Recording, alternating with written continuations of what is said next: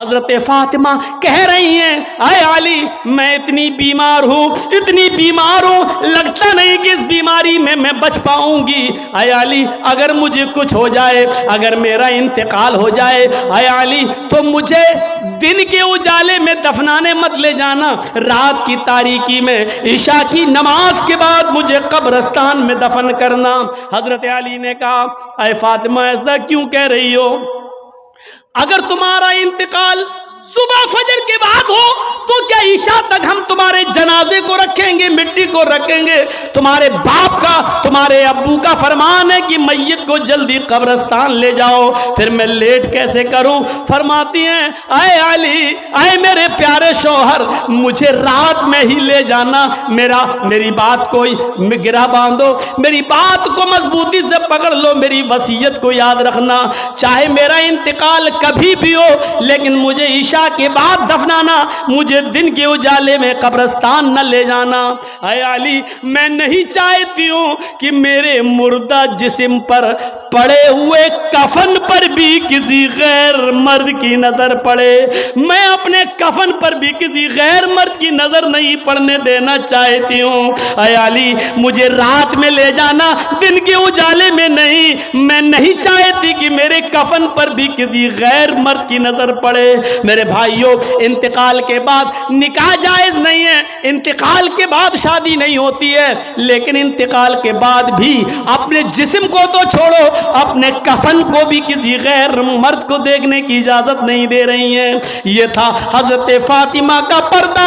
इस पर्दे की रोशनी में मेरी बहनों, अपने गरीबानों में झांक कर देखो, अपने गरीबानों के बटन खोलो और तलाश करो हम कहां खड़े हैं, हमारा पर्दा क्या है, हमारी इज्जत व आबरू क्या है। आज हम हमारे चेहरों का हरकस और नाकस देख रहा है। कल तक हमारे इन खूबसूरत गालों को कभी आसमान की निगाहों ने भी नहीं देखा था, चांद और सितारों ने भी नहीं देखा था, और आज जो चाहता है देख लेता है। हरकस और नाकस जिसको चाहो आज वो बड़ी आसानी से हमारी बहनों बेटियों का दीदार कर रहा है।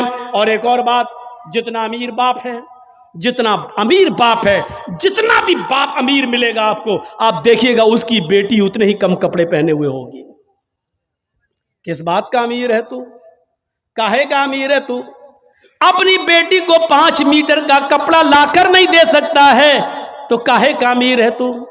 कंजूस और बखील बाप। अल्लाह ताला ने इन अमीरों को ऐसी सजा दी है, ऐसी सजा दी है। कल तक ये गरीबों की लड़कियों को डांस कराया करते थे, आज अल्लाह ताला ने इन अमीरों की लड़कियों के जिस्मों से कपड़े उतार कर उनको लोगों की नजरों को दीदार करने पर मजबूर कर दिया। आज इन अमीरों की लड़कियों के जिस्मों से कपड़े उतरवा कर आज गरीब इन लड़कियों को देख रहे हैं, उनका नजारा कर रहे हैं। आज अमीरों को अल्लाह ने ये सजा दी है। आज वो फैशन समझते हैं कि मेरी बेटी फैशनेबल कपड़े पहने हुए हैं।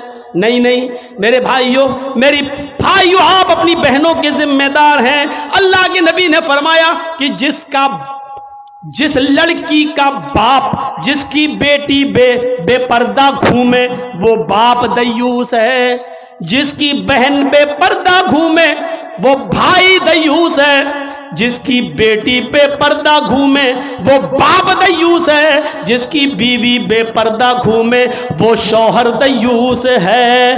गौर करो कितनी साफ लफ्जों में, कितने साफ लफ्जों में अल्लाह के नबी ने फरमाया, जिसकी बहन बेपर्दा घूमे वो भाई दयूस, जिसकी बेटी बेपर्दा घूमे वो बाप दयूस, जिसकी बेटी बेपर्दा घूमे वो बाप दयूस, जिसकी बीवी बेपर्दा घूमे वो शौहर दयूस। अब दयूस का माना अगर हम समझ जाएं तो सारा मामला हल हो जाए।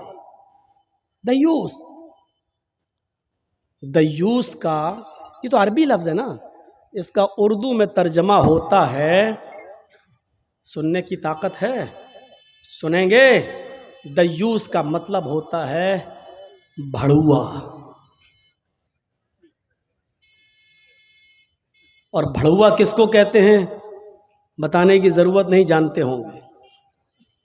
भड़ुआ कहते हैं उसको जिसने अपनी बहन, बेटी या बीवी या माँ को गलत काम करने के लिए किसी अड्डे पर बिठा दिया हो, चकले पर बिठा दिया हो और उनसे गलत काम करवाता हो और उनकी कमाई खाता हो, अरबी जबान में इसको दयूस कहते हैं और उर्दू में इसको भड़ुआ कहते हैं।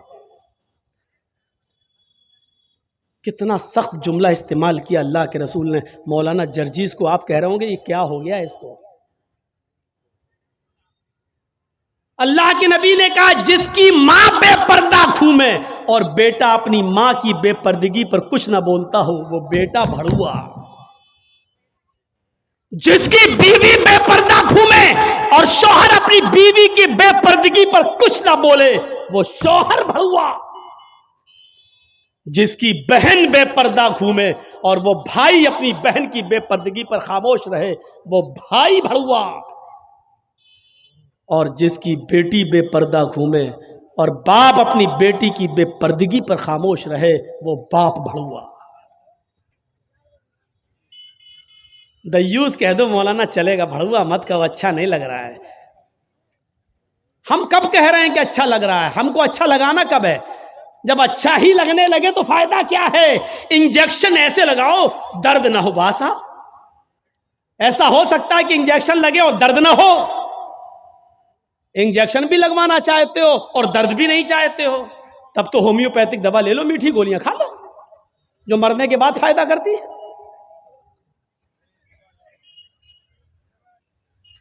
होम्योपैथिक दवा के बारे में यही मशहूर है, बहुत लेट फायदा करती है, तो हमने कह दिया मरने के बाद फायदा करती है। लेकिन सिस्टम मिल जाए तो जादू की तरह भी फायदा करती है, बहुत जल्दी भी करती है। तो जब आपको मीठी गोलियां ही खाना है होम्योपैथिक दवा, तो फिर मत कराओ तकरीरें, और तकरीर करा रहे हो तो सुनो, सुनना पड़ेगा। कितने लोग हैं आज जो अपनी बीवी की बेपर्दगी पर सवाल उठाते हैं? कितने ऐसे हैं जिनकी बेटियां आज बेपर्दा घूमती हैं और वो बाप अपनी बेटियों को डांटते हैं? अगर माँ बाप अपनी बेटियों को सही से जिम्मेदारी निभाने लगे तो आज एक भी लड़की के पास एंड्रॉयड मोबाइल ना हो। हमारी 18-20 साल की लड़की जिसकी शादी नहीं हुई घर पे रहती है, उसके हाथ में एंड्रॉयड मोबाइल चीख चीख के बता रहा है कि बाप की तरबियत में कमी है, बाप अपनी बेटी पर पूरा का पूरा हुक्मरान नहीं है, हाकिम नहीं है, या ये कह रहा है बेटी के हाथ में वो एंड्रॉयड मोबाइल चीख चीख के कह रहा है ये बाप ना कह रहा है, बेटी के आगे बाप की नहीं चल रही है, बाप मजबूर हो चुका है। मेरे भाइयों, अगर बाप मजबूर ना होता तो बेटी के हाथ में एंड्रॉयड मोबाइल नहीं होता। क्या जरूरत है बेटी के हाथ में देने की? वो तो घर में रहती है, क्यों चलाएगी साहब? आपकी बेटी 18-20 साल की क्यों फेसबुक चलाएगी? क्यों व्हाट्सएप चलाएगी? क्यों मैसेंजर चलाएगी? और आप कैसे अपनी बेटी को फेसबुक और मैसेंजर और व्हाट्सएप चलाने के लिए ढील दे सकते हैं? कैसे?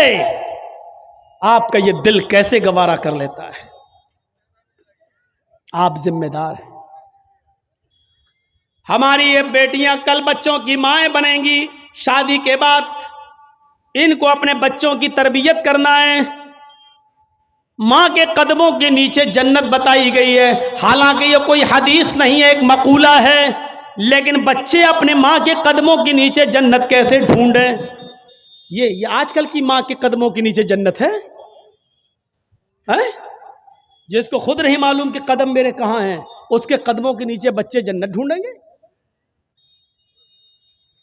हमें सोचना है, हमें अपनी बेटियों की तरबियत करना है। इमाम अहमद इब्न हंबल अपनी मुस्नद के अंदर एक वाकया नकल करते हैं कि एक सहाबिया थी, उनके घर में एक बच्चा पैदा हुआ। एक सहाबिया थी, उनके घर में एक बच्चा पैदा हुआ। जब बच्चा पेशाब करता था तो पानी का लोटा उस बच्चे की शर्मगाह पे डाल देती थी। जैसी बच्चे ने पेशाब किया वो पानी लाती और शर्मगाह पे डाल देती। वो सहाबिया कहती हैं मेरा बेटा जब चलने के लायक हुआ, पहला दिन था उसका चलने का, पहला दिन था मेरे बेटे के चलने का, पहला दिन था मेरा बेटा खड़े होकर जब चला, मेरे बेटे को जब पेशाब की जरूरत महसूस हुई तो उसने पानी का बर्तन देखना शुरू कर दिया।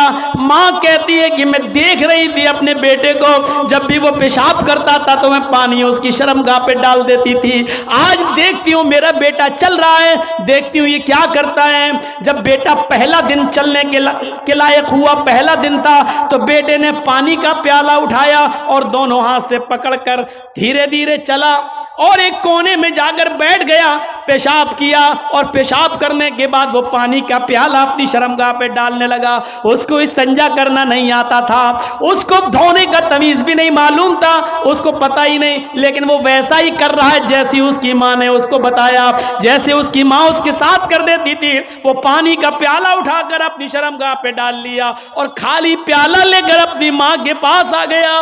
माँ की आंखों में आंसू आ गए, आसमान पर नजर डालकर कहती है फुज़्तु बिरब्बिल काबा, काबे के रब की कसम मैं कामयाब हो गई, अल्लाह की कसम मैं कामयाब हो गई। अपने बच्चे को जो सिखाना चाहती थी मेरे बच्चे ने वो सीख लिया। मैं अपने बच्चे को जो तरबियत देना चाहती थी मेरे बच्चे ने वो तरबियत हासिल कर ली। मुझे उम्मीद है कि मेरा बच्चा कभी नापाक नहीं रहेगा, मेरा बच्चा जब भी पेशाब करेगा तो पानी जरूर ले जाएगा और इस्तिंजा करेगा। उस जमाने की माएं अपने बच्चों को बचपन से ये आदतें डलवाती थी, और आजकल की माँ देख लो, अपने बच्चे का अंडरवियर नेकर उतार कर कहती बेटा यहाँ खड़े होकर पेशाब कर ले। ये माएँ अपने बच्चों को क्या तरबियत देंगी, जबकि नेपोलियन ने कहा था कि mother's lap is first college for children, माँ की गोद ये बच्चे का पहला मदरसा होती है, पहली यूनिवर्सिटी माँ की गोद है। जो बच्चा अपनी माँ की गोद से तरबियत हासिल करके नहीं निकला वो किसी यूनिवर्सिटी से तरबियत हासिल नहीं कर सकता है। आज भी देख लो, किशनगंज में भी यूनिवर्सिटियां होंगी, किशनगंज में भी कॉलेज होंगे, उस कॉलेज से बीए, एमए, पीएचडी, एमबीबीएस और एमडी की डिग्री लेकर निकलने वाले बच्चों की तादाद भी बहुत होगी, लेकिन उन्हीं बच्चों को देखिए खड़े होकर सड़क के किनारे पैंट की चैन खोलकर धार मार रहे होंगे, पेशाब कर रहे होंगे। ये इन यूनिवर्सिटियों के फारिगीन स्टूडेंट हैं जो फारिग होकर निकले, जिनको एमडी करने के बाद, एमबीबीएस करने के बाद भी पेशाब करने की अकल नहीं आई है। इनसे तो बेहतर वो कुत्ता है जो कम से कम पेशाब करता है तो एक टांग तो उठा लेता है ताकि उसके ऊपर छींटे ना आए। इन्होंने यूनिवर्सिटी से पढ़ने के बाद भी ये कुत्ते से भी बदतर बनकर निकले हैं। वो यूनिवर्सिटी इनको इंसान नहीं बना सकी, वो कॉलेज उनको इंसान नहीं बना सके, वो स्कूल इनको इंसान नहीं बना सके। एमडी पीएचडी करने के बाद भी आज कुत्तों से बुरी तरह पेशाब करते हुए नजर आएंगे। कह लेने दीजिए मुझे कुत्ता, गधा, जो कुछ भी बोलता हूं मैं सब। आज मुझे इजाजत दीजिए मेरे भाइयों, कहो कि जानवरों की इजाजत मत बोलो, हम लोग इंसान हैं। कुरान ने भी जानवरों की मिसालें दी हैं। उलाइका कल अनाम बल हुम अजल, ये चौपायों की तरह हैं बल्कि उनसे भी ज्यादा गए गुजरे। आजकल 10-11 साल की लड़कियां बालिग हो रही हैं, टीवियों पर सीरियल ऐसे आ रहे हैं, मोबाइलों में ऐसी ऐसी वाहियात चीजें यूट्यूब वगैरह पर, फेसबुक पर आ रही हैं कि इनको देखकर हमारी लड़कियां जो कभी 16-17 साल में बालिग होती थीं आज 11-12 साल की उम्र में बालिग होने लगी हैं। और यानियत फैल चुकी है, शर्म हया ताक पर रखी जा चुकी है। वरना तसव्वुर कीजिए, एक कपड़ा जो जिस्म से चिपका हो, आपके पैरों से चिपका हुआ हो, और वो कपड़ा आपके घुटने और रान से होते हुए आपकी कमर तक आए, जिसको आप लेगी कहें, और इसके ऊपर एक कुर्ती पहन ली जाए और इस तरीके से मार्केट में, बाजार में शॉपिंग की जाए, ऐसी औरत को आपकी नजर में फैशन परस्त कहा जा सकता है, लेकिन मोहम्मदुर रसूलुल्लाह की नजर में ये लड़की, ये औरत नंगी है, नंगी है, नंगी है। ये कपड़े, अरे भैया जिसको जाना हो जल्दी जाओ यहां से, और जिसको उठना हो अभी उठ जाओ। ड्रामा करके रख लिया है। और भी अभी जिसको जाना हो चले जाओ, अभी बाद में मैं नहीं उठने दूंगा, चाहे पेशाब यहीं निकल जाए। जाइए अभी निकल जाइए जिसको जाना हो।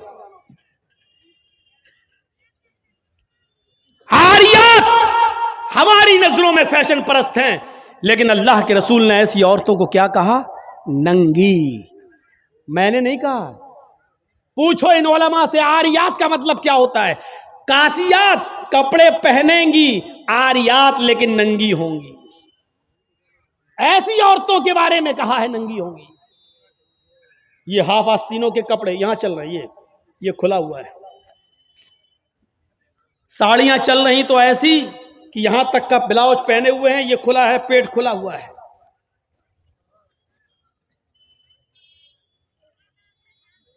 और जो चंद बुरके अब चल भी रहे हैं बिहार बंगाल में, पहले तो चलते नहीं थे, तो अब बुरकों में भी डिजाइन चलने लगी है।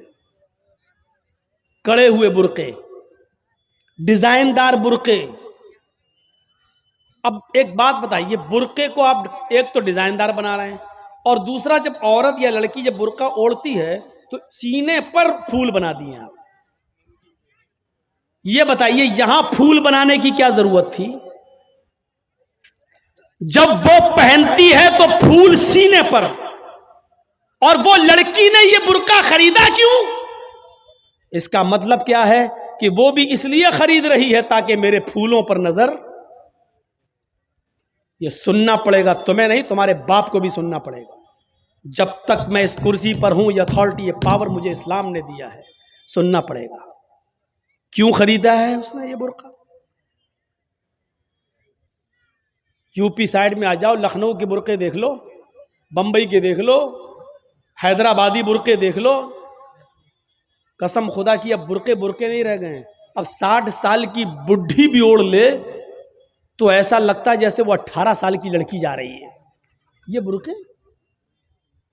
एक बार सच्चा वाकया है।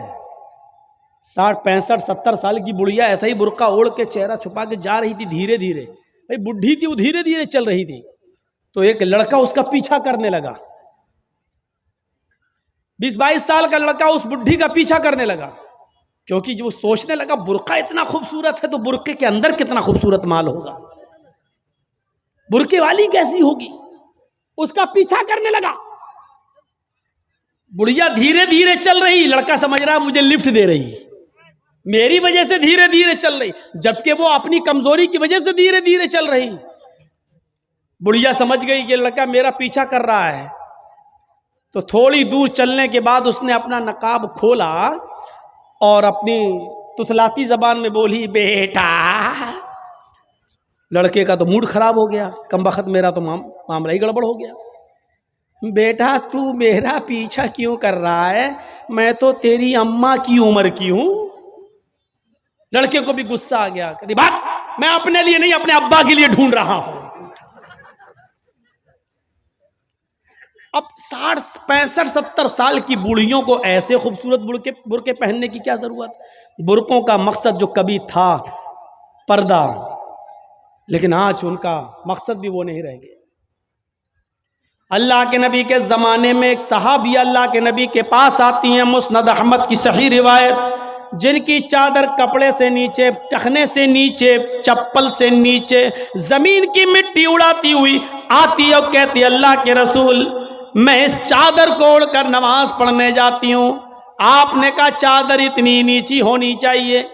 उसने कहा अल्लाह के नबी कभी कभी जमीन पर पेशाब व पायखाना पड़ा होता है, गंदगी पड़ी होती है, तो क्या मैं थोड़ी सी ऊपर करके पायखाना गंदगी को क्रॉस करके आगे निकल जाऊं? आपने कहा नहीं, दाएं से निकल जा, बाएं से निकल जा। कहने लगी दाएं भी मर्द बैठे होते हैं, बाएं भी मर्द बैठे होते हैं, मुझे उसी गंदगी के ऊपर से निकलना है। अल्लाह के रसूल इजाजत दे दीजिए, मैं थोड़ा सा ऊपर कर लूं और निकल जाऊं, उसके बाद नीचे कर लूंगा। जब गंदगी को क्रॉस कर लूंगी तो चादर में नीचे कर लूंगी। अल्लाह के नबी कहते हैं अगर मर्द दाएं बैठे हैं, बाएं बैठे हैं, तो तू उसी गंदगी के ऊपर से निकल जा। कहने लगी अल्लाह के रसूल वो गंदगी मेरी चादर में लग जाएगी, आप मुझे ऊपर उठाने की इजाजत नहीं दे रहे हैं, टखने से ऊपर, चप्पल से ऊपर चादर उठाने की इजाजत क्यों नहीं दे देते? आपने कहा नहीं, चादर उठाने की इजाजत चप्पल से भी ऊपर चादर उठाने की इजाजत नहीं दूंगा। कहा अल्लाह के रसूल फिर उस चादर में पेशाब और पायखाना लग जाएगा। आपने कहा लग जाने दे। कहने लगी हाय अल्लाह के रसूल उसी चादर को तो ओढ़कर मैं नमाज पढ़ती हूँ मस्जिद में। जब ऊपर औरतों का अलग इंतजाम होता है या पर्दे में औरतों का इंतजाम होता है तो मैं इसी चादर को ओढ़े ओढ़े नमाज पढ़ती हूँ। आपने कहा उसी चादर को ओढ़ कर नमाज पढ़ ले। कहने लगी उसमें पेशाब और पायखाना लग जाएगा, क्या उसी और चादर को ओढ़ कर नमाज पढ़ लूं? आपने फरमाया हाँ। आए औरत जब पेशाब और पायखाना तेरी चादर में लगेगा, जब तू आगे बढ़ेगी तो तेरी चादर जमीन पर पड़ी हुई मिट्टी से रगड़ खाएगी, क्योंकि तेरी चादर नीचे है। जब पेशाब और पायखाना उसमें भर जाएगा, जब तू आगे बढ़ेगी तो जमीन पर पड़ी हुई मिट्टी पर तेरी चादर रगड़ खाएगी और जमीन पर पड़ी हुई मिट्टी से रगड़ने की वजह से जमीन की पाक मिट्टी तेरी चादर को पाक कर देगी। लेकिन तुझे चादर उठाने की इजाजत नहीं, उसी चादर में तू नमाज पढ़ ले। गंदगी लगती है तो लग जाने दे, आगे बढ़ेगी तो जमीन पर पड़ी हुई पाक मिट्टी तेरी चादर को पाक कर देगी। मेरे भाइयों पेशाब और पायखाना देखकर भी अल्लाह के रसूल ने औरत को चादर उठाने की इजाजत नहीं दी। मेरी बहनों तुम्हारे दिल कैसे गवारा कर लेते हैं। जलसों में भी चूड़ियां खरीदने के लिए, बैलून खरीदने के लिए, जलेबियां खरीदने के लिए तुम किस तरीके से लेडीज पिंडाल से निकलकर तुम बाजारों में घूम लेती हो। शर्म आनी चाहिए। तुम्हारे कलेजे और तुम्हारे दिल कैसे गवारा कर लेते हैं कि लड़के और लड़कियां एक जगह शॉपिंग करें, दुकानदारी करें, खरीदारी करें। ये तुम्हारे कलेजे तुम्हारे ज़मीर कैसे गवारा कर लेते हैं। जबकि अल्लाह के नबी फरमाते हैं ला यखलुअन्न रजुलुम बिमरातिन इल्ला कान सालिसुहुम शैतान। कोई मर्द किसी औरत से तन्हाई में न मिले, कोई मर्द किसी औरत से अकेले में न मिले कि उसमें तीसरा शैतान होता है, उसमें तीसरा बहकाने वाला शैतान होता है। मेरे भाइयों इस्लाम का कानून यही है, इस्लाम का निजाम यही है। एक औरत उसका शौहर मर चुका है, औरत के पास बहुत ज्यादा पैसा है, वो हज करना जाना चाहती है, शौहर इंतकाल कर गया। अब औरत अकेले हज करने नहीं जा सकती है, जबकि मुस्तती है, साहिब इस्तिताअत है, हज करने जाना चाहती है, अच्छा काम करने जाना चाहती है। इस्लाम कहता है कि तेरा शौहर नहीं है तो भाई के साथ जा, भाई नहीं है तो बाप के साथ जा, बाप नहीं है तो बेटे के साथ जा, लेकिन किसी महरिम का होना जरूरी है, उसके साथ जा। चीख कर औरत कहती है कोई नहीं है, मेरे पास दौलत है। अल्लाह के नबी कहते हैं फिर दौलत संभाल कर अपने पास रख। अगर तेरा भाई नहीं है, बेटा नहीं है, शौहर नहीं है, बाप नहीं है, कोई महरिम नहीं है तो तू अकेले हज करने नहीं जा सकती है। नहीं, अय अल्लाह के नबी मेरा पड़ोस में बड़ा अच्छा नेक हाजी नमाजी नेक आदमी रहता है, मैं इसको भाई बना लेती हूँ, चली जाऊं। फरमाया नहीं नहीं, मुंह भोले भाई को भाई बनाकर उसके साथ तुम हज करने नहीं जा सकती हो, इसलिए कि अपने मुंह से किसी को भाई बोलने से वो तुम्हारा सगा भाई नहीं हो जाएगा, अपने मुंह से किसी को बेटा बोल देने से वो बेटा नहीं हो जाएगा। तुम किसी को बेटा बोल दो, भाई बोल दो, जो चाहो बोल दो, लेकिन इस्लाम ये कहता है कि उसके साथ भी औरत को इजाजत नहीं है कि वो हज करने जाए। अगर कोई नहीं है तो मत जाओ, लेकिन इस्लाम इस बात की इजाजत नहीं देता है कि तुम अकेले जाओ या किसी को बहन, किसी को भाई या बेटा बनाकर जाओ, इस बात की इजाजत नहीं देता। इस्लाम एक इबादत में, हज जैसी इबादत में भी औरत को किसी गैर मर्द को मुंह बोले भाई और मुंह बोले बेटे के साथ भी जाने की इजाजत नहीं देता। तो मेरे भाइयों जब खाने काबा में जाने की इजाजत नहीं देता है, सफा मरवा की सई की इजाजत नहीं देता है, इतनी खूबसूरत इबादत की इजाजत नहीं देता है, तो बाजारों में अकेले घूमकर शॉपिंग करने की इजाजत कैसे देगा? फिर बाजार के अंदर औरत को अकेले जाने की इजाजत कैसे देगा?